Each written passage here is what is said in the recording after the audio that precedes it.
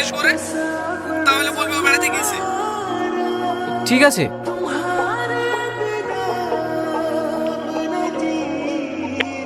রোহন কালকে কলেজে যাবো না বলে বল। ঠিক আছে, আমি দেখছি ও কলেজে আসে কিনা। রোহন, রোহন, কে এসেছে দেখ।